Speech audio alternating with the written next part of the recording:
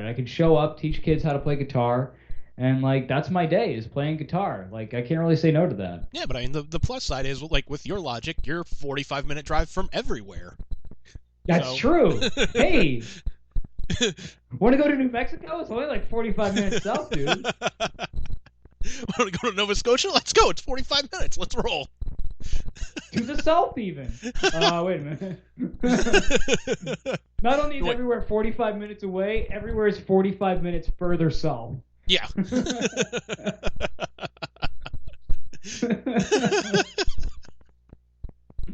All right, Bruce, how do you get from Nashua to Burlington? Oh, 45 minutes south. Okay. How do you get from Burlington to Nashua? Oh, easy, 45 minutes south. How long did you wait for your cookie? 45 minutes. Going south. Yeah, that makes me wonder if I can trust my timing on that. I said I waited for like half an hour to 45 minutes. Yeah, really. Maybe Like, it was like an hour and a half or something.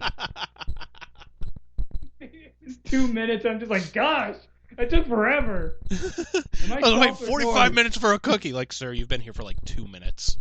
Yeah, seriously. Like, literally, there's nobody in front of you. You just walked in the door. Like, we have cameras, so we have like 3 angles of you being wrong here. You're wrong from 3 different perspectives. Dude, you're wearing a watch. Use it. You have a phone in your pocket that tells you the time. You can Oh, man. You know, Andy, I gotta go. I gotta go teach a lesson, and it's 45 minutes south of here, you know? Yeah. Oh. That reminds me, when we go to that concert in November, I'm fucking driving. Because with you, it probably would take like 45 minutes. That's probably smart. Yeah. Probably smart. Probably. Oh, man. That's the one in New Hampshire, right? Yes. It's about 45 minutes south of here.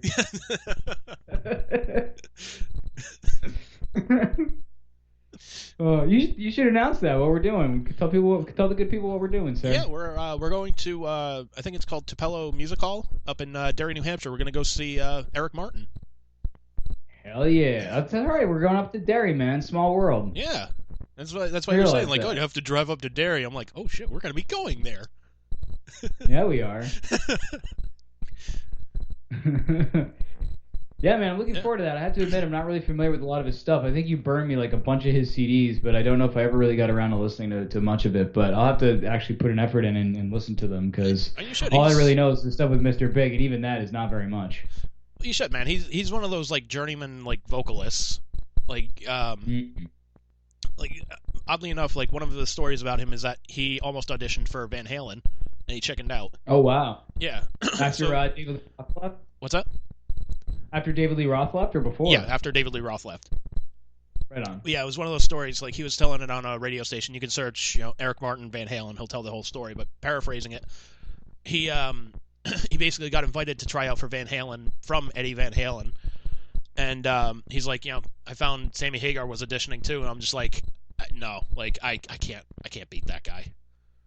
So he's like, really? Yeah. So he was worse than Sammy Hagar? Yeah. So he's like, it was kind of weird getting like calls from Eddie, just going, "Hey man, you coming to audition, or what's the story? Where are you?"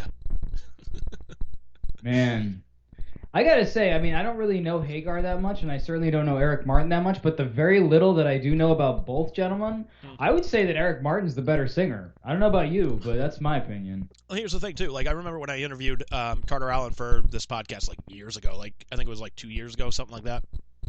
We actually talked about that, and the guy that replaced Sammy Hagar, what's his name? Gary Sharon, I think. From Extreme? Yeah. He replaced Sammy Hagar. Sharon.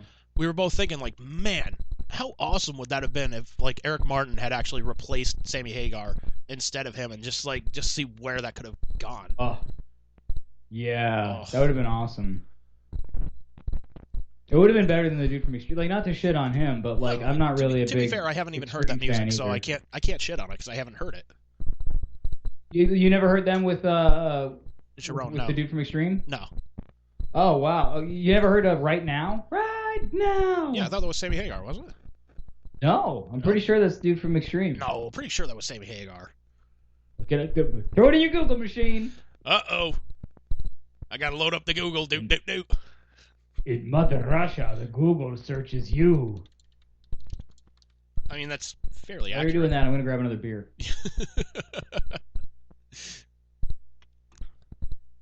Oh, let's see.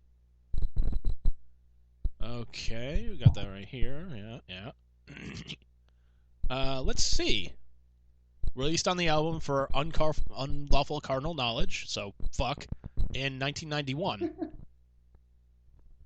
That was Sammy Hagar. That was Sammy Hagar? That was Sammy Hagar.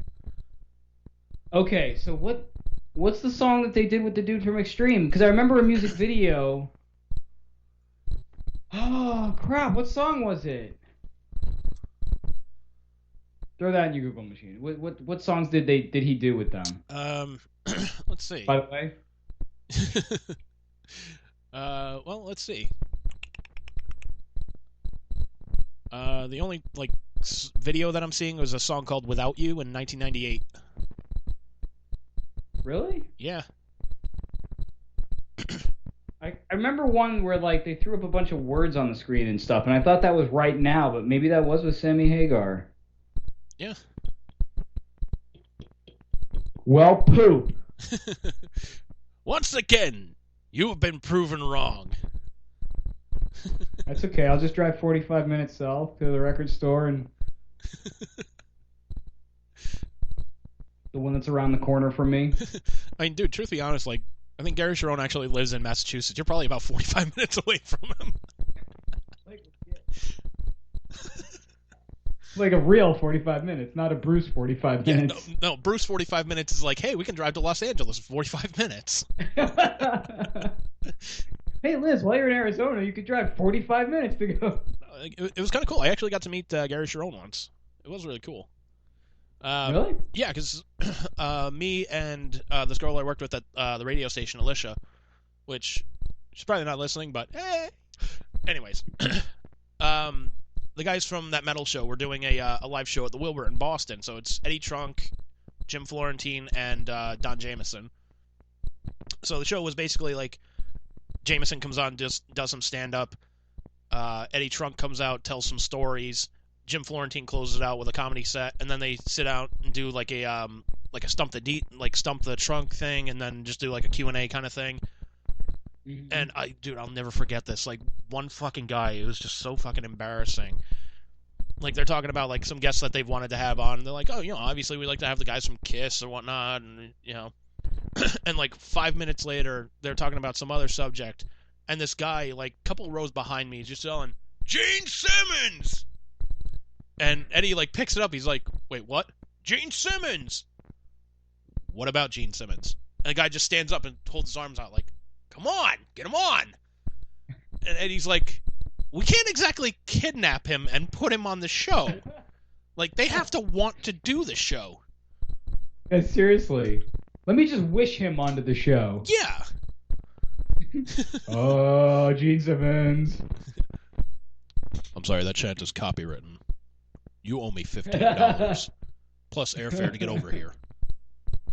I'm Gene Simmons. It's only a 45-minute flight. Yeah. It's only a 45-minute walk. Oh, man. But yeah, so they had Gary Sharon come out, do a Q&A, kind of participate in the Stump the Trunk thing.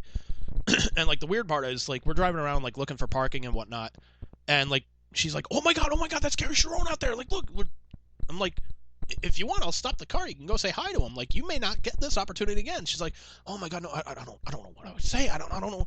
I was like, look, bus is leaving. I can stop right now, drop you off. I'll find parking and meet you back here. I don't care. Now or never, baby. So, but it was kind of cool in the sense of, after the show, she sees him walking outside. I'm like, look at that. It's twice in a lifetime. You may not get this again.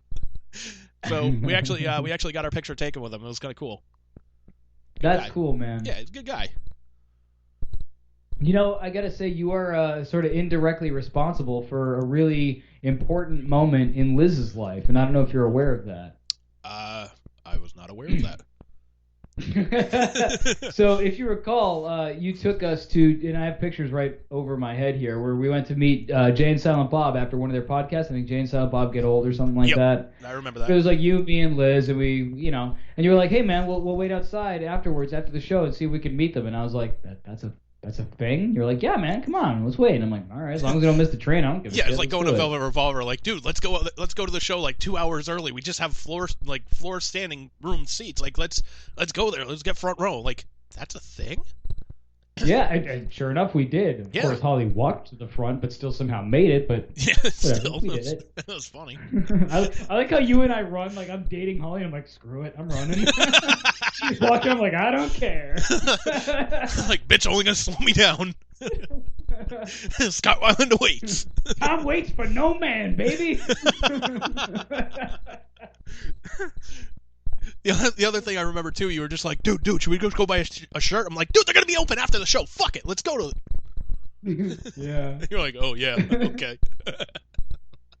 Seriously, you've had some sage advice when it comes to events, and this one in particular was particularly sage-like because we ended up saying we did. Sure enough, like I said, I got pictures of us with Jay and us with Kevin Smith, like literally right above my head. So had you not done that, had you not pointed out, like, dude, wait after the show and we could meet them, and then we did, the following event wouldn't happen. Where Liz and I, and we're going to see Evanescence coming up soon on their tour with Hailstrom. I forget when it is, like September or something like that. Yeah, we're actually going to go see them on their last day of the tour. Anyway, so Liz and I went to see Evanescence in Worcester, and I was like, let's hang out after the show and see if we can meet, see if you can meet Amy. And sure enough, man, she waited. We waited by the buses and stuff, and she ended up getting to meet Amy. She got her autograph. She got a picture of Amy and stuff. She got a quick little interaction with her. And yeah, man, that's something we still talk about to this day. Like, remember when you met Amy Lee? We've got like a very blurry photo of her, but nonetheless, like, she met Amy Lee. And it was like, we wouldn't have done that if it weren't for you suggesting, like, hey, let's wait after the Jay and Bob show, because that wouldn't have dawned on. Hey, shit, dude, I think everything's 45 minutes away. Waiting after the show would not dawn on. Like, you're the kind of guy you probably waited for about 45 minutes too, if I remember correctly. You're the kind of guy that would own a restaurant, welcome the first customers to come in, and say, okay, it's going to be a 45-minute wait. Yeah, dude, we're the first people here. Yeah, I know it's gonna be, Yeah, it's a 45-minute wait. I mean, you can see we're kind of slammed right now. I apologize, but like, I'm never coming here again. Like, they leave after 2 minutes. We were waiting for 45 minutes to get seated. We finally left. Like, fuck you. You sounded like Paul Heyman there. Sir, I waited for 45 minutes. Good after sir. That time. Good sir. I could not wait any longer, so I left. 45 minutes is too long for a shoddy burger or a free cookie, sir. Chocolate chips are not worth a 45-minute wait, good sir. You know who is worth a 45-minute wait is Brock Lesnar. Oh, man. Oh, I don't mean to bring us down, but did you see his tribute to New Jack? I saw about half of it, man. I was just like, shit. Good on him, because especially he did the X at the end, and I was like, oh, that hit my heart, man. Here's the thing, man. Like, I was never like a big like New Jack fan, because I was never big into like ECW. Like, when I was a kid watching wrestling, like, it was just WWF. That was it. Yeah. It's like, if you watch WCW, it's like you suck. If you watched ECW, like, you had some kind of fucking magic powers because you were able to find this fucking thing. Yeah. Yeah, it was very much like a very like niche market. I only got really exposed to it mostly like as I grew up and could get tapes like that my uncle had, but I love ECW. But yeah, man, rest in peace, New Jack. That's hard to see him go. And I mean, it's hard to see any wrestler go. Yeah, it's hard to see anybody go, honestly. But like, New Jack was definitely a controversial character. Like, he did a lot of shit that, is really not cool, like stabbing people in the ring and damn near killing people. Like, throwing Vic Grimes off of a scaffold and intending basically to murder him. Yeah, that's not cool. Like, so I'm not saying I agree with everything about him, but I definitely respect like him as a wrestler and his body of work and stuff. So like, and just the fact that they came out to that song, the Natural Born Killers and everything, and they'd even let it play through the match, which was kind of unique, and it just put the matches on a whole another level because it's just like I'm basically watching like the most